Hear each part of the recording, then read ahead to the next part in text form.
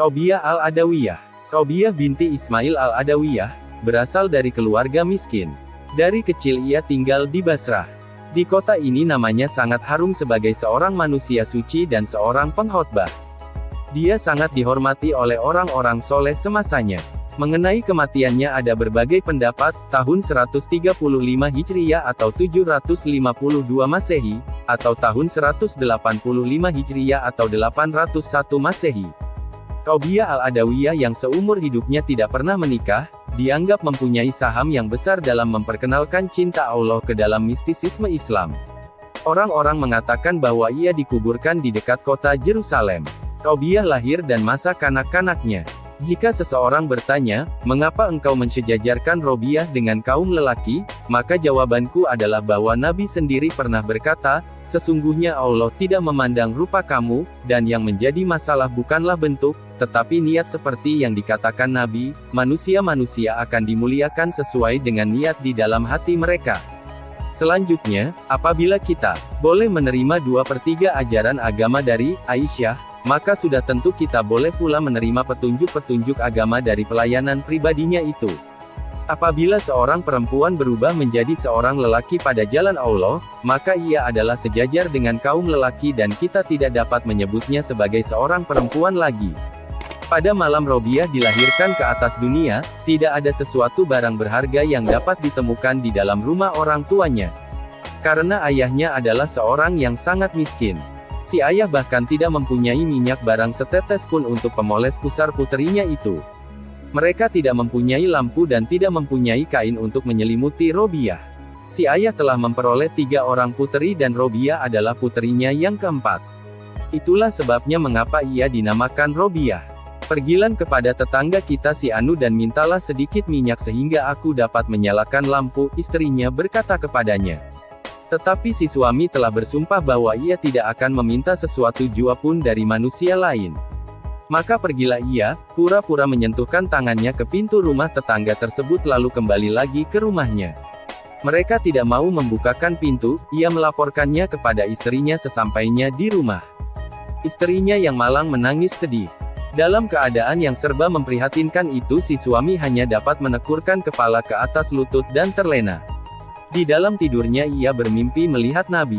Nabi membujuknya, janganlah engkau bersedih, karena bayi perempuan yang baru dilahirkan itu adalah ratu kaum wanita dan akan menjadi penengah bagi 70.000 orang di antara kaumku.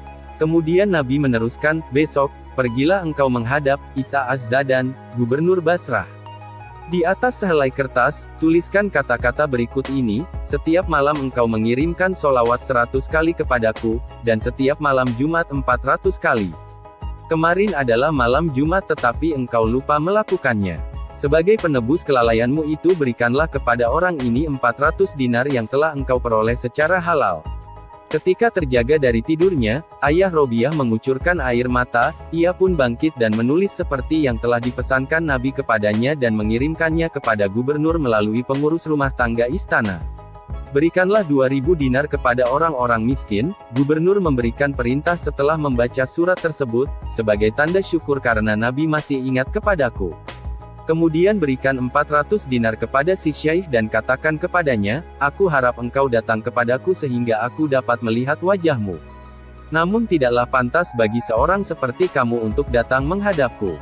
Lebih baik seandainya akulah yang datang dan menyeka pintu rumahmu dengan janggutku ini.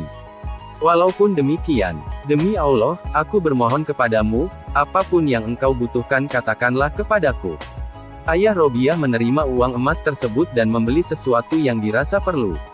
Ketika Robiah menanjak besar, sedang ayah bundanya telah meninggal dunia, bencana kelaparan melanda kota Basrah, dan ia terpisah dari kakak-kakak perempuannya.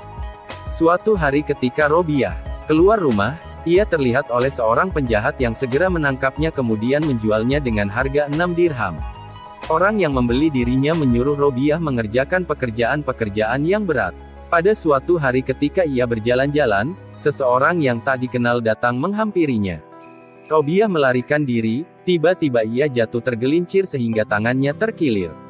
Robiah menangis sambil mengantuk-antukkan kepalanya ke tanah, ya Allah, Aku adalah seorang asing di negeri ini, tidak mempunyai ayah bunda, seorang tawanan yang tak berdaya, sedang tanganku cedera.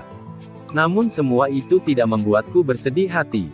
Satu-satunya yang kuharapkan adalah dapat memenuhi kehendakmu dan mengetahui apakah engkau berkenan atau tidak. Robiah, janganlah engkau berduka, sebuah suara berkata kepadanya. Esok lusa engkau akan dimuliakan sehingga malaikat-malaikat iri kepadamu. Robiah kembali ke rumah tuannya. Di siang hari ia terus berpuasa dan mengabdi kepada Allah, sedang di malam hari ia berdoa kepada Allah sambil terus berdiri sepanjang malam.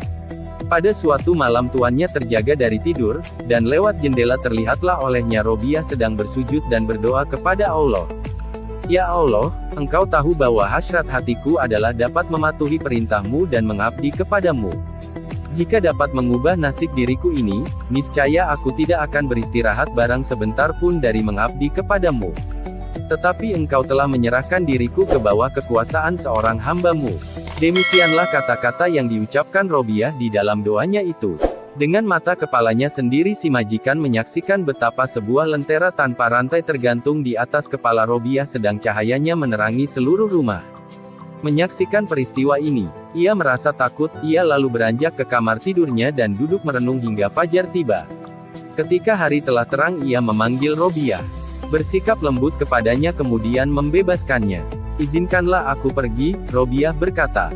Tuannya memberikan izin. Robiah lalu meninggalkan rumah tuannya menuju padang pasir mengadakan perjalanan menuju sebuah pertapaan di mana ia untuk beberapa lama membaktikan diri kepada Allah. Kemudian ia berniat hendak menunaikan ibadah haji. Maka berangkatlah ia menempuh padang pasir. Barang-barang miliknya dibuntalnya di atas punggung keledai. Tetapi begitu sampai di tengah-tengah padang pasir, keledai itu mati. Biarlah kami yang membawa barang-barangmu, lelaki-lelaki di dalam rombongan itu menawarkan jasa mereka. Tidak, teruskanlah perjalanan kalian, jawab Robiah. Bukan tujuanku untuk menjadi beban kalian. Rombongan itu meneruskan perjalanan dan meninggalkan Robiah seorang diri. Ya Allah, Robiah berseru sambil menengadahkan kepala. Demikiankah caranya raja-raja memperlakukan seorang wanita yang tak berdaya di tempat yang masih asing baginya? Engkau telah memanggilku ke rumahmu, tetapi di tengah perjalanan engkau membunuh keledaiku dan meninggalkanku sebatang kara di tengah-tengah padang pasir ini. Belum lagi Robiah selesai dengan kata-katanya ini, tanpa diduga-duga keledai itu bergerak berdiri. Robiah meletakkan barang-barangnya ke atas punggung binatang itu dan melanjutkan perjalanannya. Tokoh yang meriwayatkan kisah ini mengatakan bahwa tidak berapa lama setelah peristiwa itu, ia melihat keledai kecil tersebut sedang dijual orang di pasar. Beberapa hari lamanya Robiah meneruskan perjalanannya menempuh padang pasir. Sebelum ia berhenti, ia berseru kepada Allah. Ya Allah, aku sudah letih. Ke arah manakah yang harus kutuju? Aku ini hanyalah segumpal tanah sedang rumahmu terbuat dari batu. Ya Allah, aku bermohon kepadamu, tunjukkanlah dirimu. Allah berkata ke dalam hati sanubari Robiah, Robiah, engkau sedang berada di atas sumber kehidupan 18.000 dunia. Tidakkah engkau ingat betapa Musa telah bermohon untuk melihat wajahku dan gunung-gunung terpecah-pecah menjadi 40 keping? Karena itu merasa cukuplah engkau dengan namaku saja. Gimana tanggapan Anda tentang kisah ini? Oh ya, jangan lupa subscribe dan ketuk loncengnya. Agar bisa mengikuti kisah-kisah update terbaru, mudah-mudahan bisa menghidupkan hati yang mati dan menumbuh suburkan semangat untuk ibadah, amin ya Allah.